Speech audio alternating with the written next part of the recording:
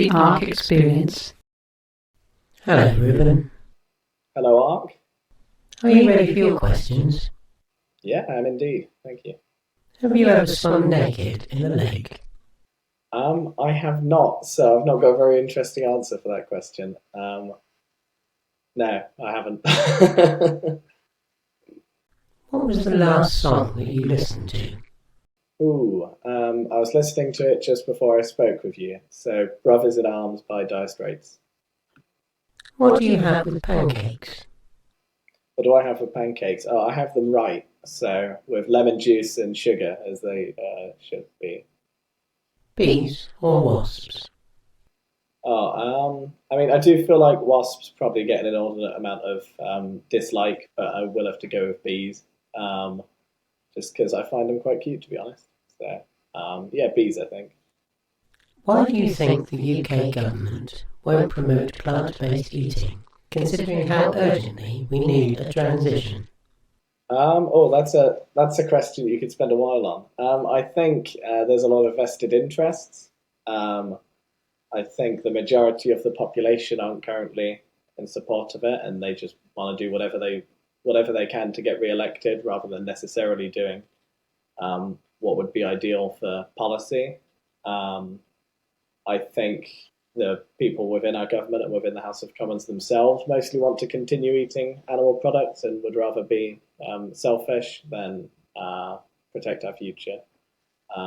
That's just a few things I could rattle off, but I'm sure there's innumerable reasons that they're corruptly avoiding protecting our future in favour of eating and abusing animals just because they want to. But what about canines?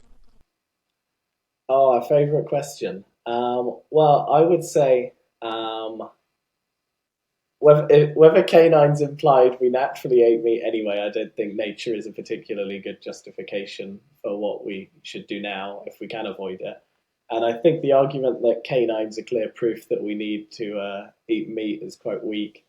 I was thinking yesterday about our nails and how they're only really ideal for like opening fruit, like bananas and oranges.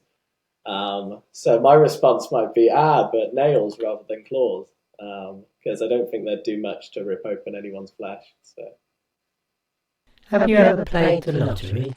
I haven't actually. No, it's another another really boring one.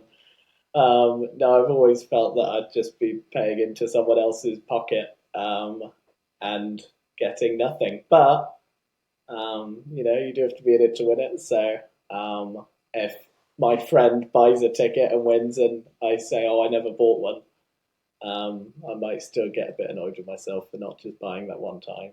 So, but yeah, no, I haven't bought one, and I probably don't plan to either. What do you think about eating insects? I mean, I think that's completely unacceptable as well. We've got a perfectly good alternative to eating animals, which is eating plants. I don't know why, as humans, we feel so much desperation to find a way that we can continue to eat someone else who has a life and who has their own interests. Darwin actually wrote about actually did research himself on worms and the special qualities that they have, and he believed that they had intelligence. So I don't know why we're so addicted to this idea that we can only enjoy food if we need to harm someone for it. So no, I think it's completely unacceptable to eat insects. That's their only chance that they have at a life, the same way we do. So why not just eat plants who, to our knowledge, have no interests? They don't have experiences of the world. What is your favourite houseplant? My favourite houseplant? Well, it keeps changing because I keep killing them all. But I've got one behind me, yucca. That's been doing okay for a while, but it does look a little bit droopy. But yeah, it's a constantly changing favourite house plant because I keep finding a way to kill them. I think I've got one behind me there. I think it's called a Swiss cheese plant or something like that. I think that's probably not its actual name, but that's what it's sometimes referred to. That's gone on for a little while. Cactuses I can keep alive, cacti. So maybe then, because I have to do pretty much nothing with them. If you created a vegan ice cream, what flavour would it be? And what wild name would you give it? Oh, well, I'm really rubbish at coming up with names and stuff like that. I would probably pick. I mean, I used to like mint choc chip before, um, and I would probably call it something really exciting, like vegan mint choc chip. I reckon. What is your favourite activism? My favourite form of activism. Well, that depends. My favourite form of activism to do. Um, I have enjoyed the slightly more disruptive stuff I've done, but I do find it stresses me out quite a lot before I do it. But in the moment, it's normally quite exciting. I think maybe making a bit of noise outside someone's venue is my favourite to do.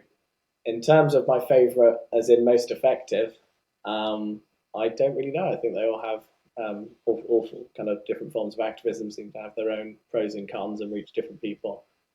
But yeah, I do like making a bit of noise outside of whatever or whoever it is we're targeting. Um, I think that tends to be quite fun. Trees or flowers? Ooh, trees. I think maybe I don't know if that's the popular or unpopular answer, but probably trees. I grew up with a massive oak tree in my garden, which I always loved having around. And yeah, I think they're particularly oak trees that they might have been around for 700 years, 900, up to more than 1,000. Some of them, and each one of them is its own huge ecosystem for all of the animals living on it, which I think is quite amazing to think about. Yeah, and just to think how long that tree predates us, how many people has that tree had wander past it in its time. I think so. Yeah, I'll probably pick trees over flowers. How many times have you been stranded on a desert island this year? Well, it is happening. I was thinking vegan island, radio, and it does seem to happen all the time. Vegans are always getting stuck on desert islands and not knowing what am I going to do. I'm going to have to eat meat.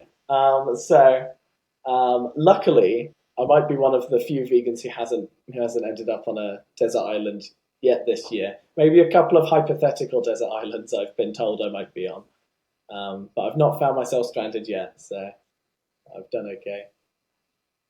Have you ever stolen anything? Oh no, I'm gonna never intentionally. Sometimes I've wandered out of a shop not realizing it. So like I don't know, I've picked up two newspapers and thought I'd only grab one. Um, but no, though when I realise, oh, I've wandered off with this, I do tend to think like result rather than, oh, I've got to go back and give it back to them. Yeah, so normally I'm not too worried about it if I have accidentally wandered off with something additional. That is the end of your questions. Thank you, Reuben. Thank you, Arque. Wunderbar. All done. Or with zero context. You could do.